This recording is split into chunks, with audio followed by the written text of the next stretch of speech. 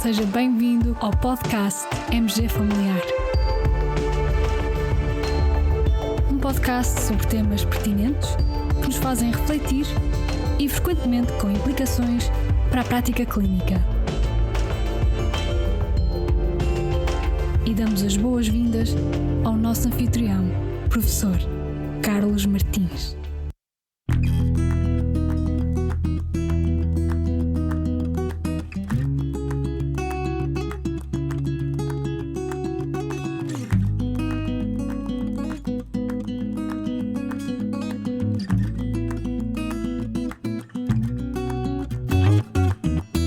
Caros colegas, sejam bem-vindos a mais um Journal Club no nosso podcast. E desta vez conto com a participação da nossa colega Carolina Cordovil, mais uma vez. Olá Carolina, que artigo trazes hoje ao nosso Journal Club? Olá, muito obrigada mais uma vez pela oportunidade de participar e hoje trago um artigo de análise. Foi publicado no PMJ em janeiro de 2023 com o título Guidelines Should Consider Clinicians' Time Needed to Treat.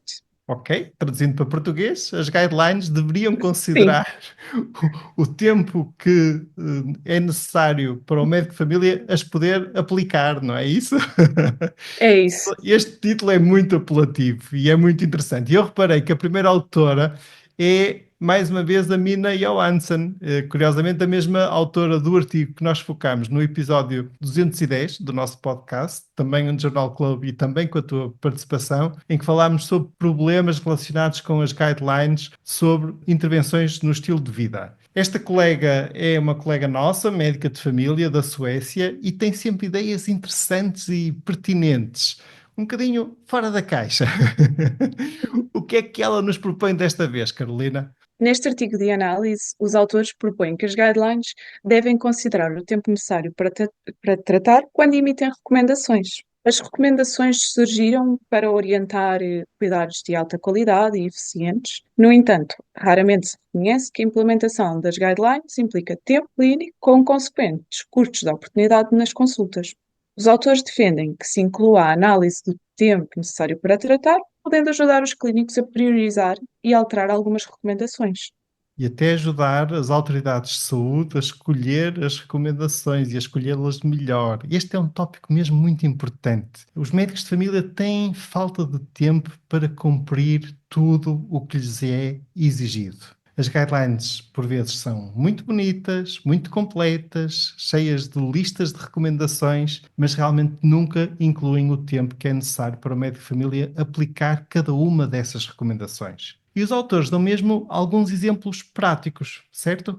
Sim, dão exemplos práticos em que as recomendações ultrapassam o tempo disponível na prática. Um estudo de simulação com uma população de 2.500 adultos, representativa da população dos Estados Unidos, estimou que aplicar todas as recomendações de cuidados preventivos, de gestão de doença crónica e aguda, iria requerer 27 horas dia de trabalho por parte dos clínicos, para implementar e documentar todas as recomendações aplicáveis. Para as recomendações apenas do US Preventive Task Force, exigiria cerca de 7 horas e meia por dia. No contexto europeu, um estudo mais antigo, de 2009, menciona que para a implementação das guidelines europeias de hipertensão em adultos noruegueses eram precisos mais médicos do que se encontravam a praticar. Estimativas do Reino Unido estimam que aplicar as guidelines de estilo de vida do NICE forçaria a ter mais médicos e enfermeiros do que os disponíveis. Acresce que os tempos de silêncio, para avaliar cuidadosamente e co-criar um plano de cuidados, devem ser considerados. Pois, e isso também é importante. Antes de mais, é importante termos esta noção, ou seja, estes exemplos práticos são mesmo impressionantes e só por aí já se vê que muitas vezes são impraticáveis. E esta questão dos tempos de silêncio não serem incluídos também é relevante e é tantas vezes esquecido, é que nós, médicos, somos seres humanos e necessitamos, e sobretudo em situações complexas, como é característica da medicina geral familiar, necessitamos de tempo para refletir, tempo para decidir sobre o que é melhor para os nossos pacientes. E mais, os nossos pacientes também necessitam de algum tempo de silêncio e que nunca é contabilizado também nas guidelines.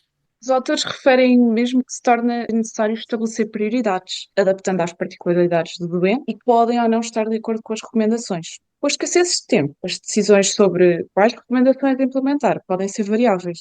Assim, os autores propõem estimar o tempo necessário para tratar, que corresponde ao tempo necessário para implementar uma intervenção. O tempo necessário pode ser referente ao tempo para melhorar o resultado numa pessoa da população-alvo, será então o TNT-NMT, o TNT absoluto, que é o tempo necessário para tratar, implementando a recomendação em todas as pessoas aplicáveis na unidade de saúde, numa unidade de saúde, e o TNT relativo vai ser então a proporção do tempo total do clínico para aplicar a recomendação a todos os doentes elegíveis. Eu também achei muito interessante o facto de eles apresentarem estas três, e aqui entre aspas, modalidades do Time Needed to Treat, do TNT. E é interessante estas três perspectivas, ou seja, o TNT pensando numa perspectiva de benefício de uma pessoa, ou seja, do NNT, depois o TNT absoluto e o TNT relativo. Para quem nos está a ouvir pela primeira vez e não leu o texto, pode-lhe parecer um bocadinho confuso, mas colegas, vão ver depois que faz todo sentido quando espreitarem o artigo original. E outro aspecto interessante é um quadro que eles apresentam com os potenciais fatores que afetam então o tempo necessário para tratar. E que depois podereis também consultar no artigo. Muitos desses fatores são bastante óbvios, mas acho que vale a pena olhar para esse quadro, merecem sempre a nossa reflexão. E Carolina, eles depois apresentam um exemplo de aplicação concreto destes três conceitos, do TNT, a uma guideline do NICE, correto? Correto. Usam como exemplo a recomendação do UNICE de aconselhamento breve de atividade física a adultos em cuidados primários. Esta indica que deve ser feito o rastreio da inatividade física a todos os adultos e registar os resultados para que os que não cumprem as recomendações sejam alvo de um aconselhamento breve, adaptado ao indivíduo, discutindo motivações, objetivos, o nível atual de atividade física e capacidade, circunstâncias, preferências e barreiras a ser fisicamente ativo e como estado de saúde. Deve ainda informar sobre opções locais de atividade física para pessoas com diferentes incapacidades, preferências e necessidades e encorajam um resumo escrito de conselhos e objetivos, resultados da conversa e seguimento em consultas subsequentes. Estudos citados pela guideline estimam, no mínimo, 10 minutos por doente para este aconselhamento breve. Todos os doentes acima dos 19 anos são elegíveis e cerca de 40% não atingem as recomendações, sendo elegíveis então para aconselhamento breve. Para estimar o tempo necessário para tratar, é necessário saber o NNT da intervenção. Neste caso, os estudos referem ser necessário aconselhar 14 doentes para reportar um aumento na atividade física, sem efeito na capacidade cardiorrespiratória, saúde mental ou outros resultados em saúde. Este pormenor também é importante. No fundo, esta recomendação é uma recomendação baseada em DOE, em Disease Oriented Evidence, e este é o NNT orientado para com base nessa evidência, e não em POEM. Não temos aqui Patient Oriented Evidence That Matters, com os marcadores mais relevantes e de interesse para o nosso paciente. É verdade. E se considerarmos 35 minutos para rastrear 35 pessoas, cerca de 1 minuto por pessoa, para identificar 14 pessoas que não atingem as recomendações e que, portanto, vai totalizar 140 minutos de aconselhamento breve, vai ser necessário o clínico gastar 175 minutos, cerca de 3 horas, para conseguir que um doente reporte que aumenta a atividade física. Para aplicar aos cerca de 2.000 doentes, que constituem uma lista típica de um médico de família em Inglaterra, daria 167 horas de cuidados clínicos por médico por ano. São mais de 4 semanas de trabalho de 40 horas.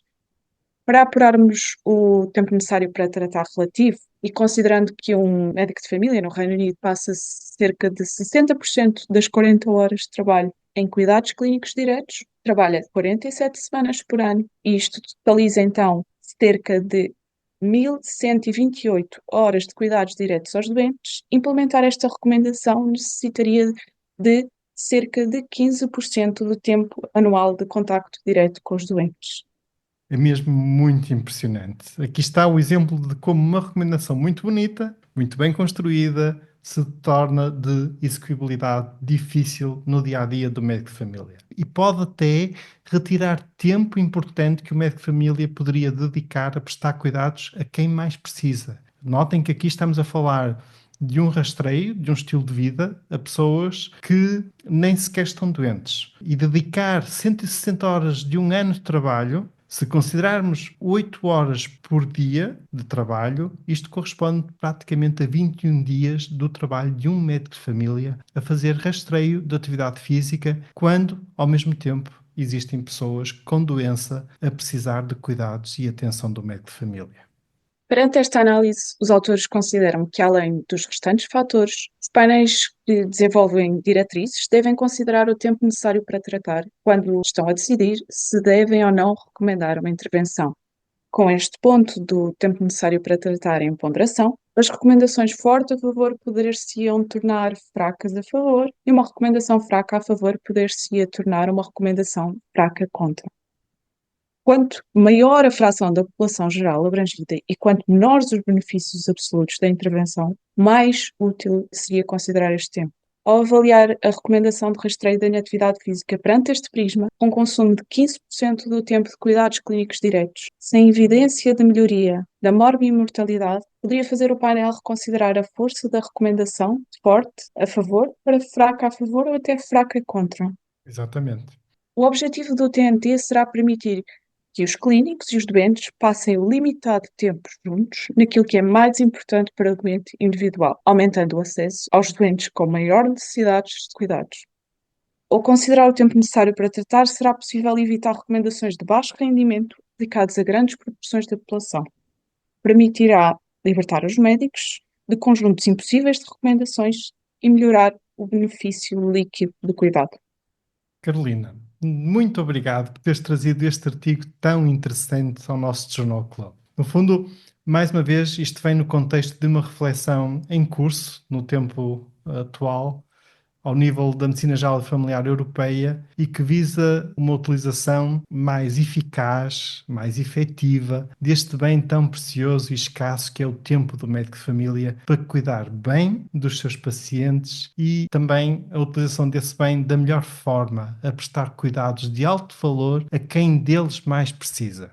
E para terminar, deixo uma pergunta em jeito de reflexão para todos os colegas que nos estão a ouvir. No vosso dia-a-dia, colegas, quanto tempo gastam a prestar cuidados de baixo valor?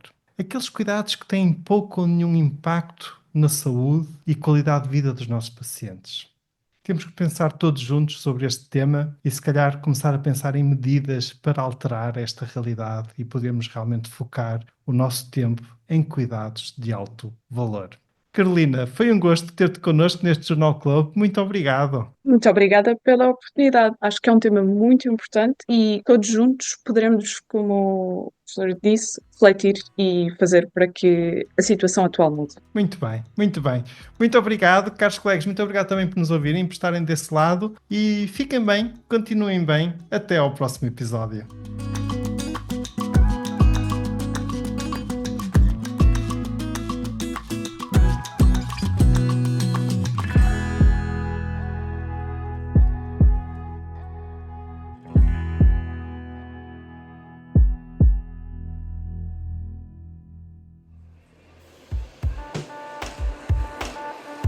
E terminamos assim esta edição do podcast MG Familiar. Muito obrigada por nos ouvir.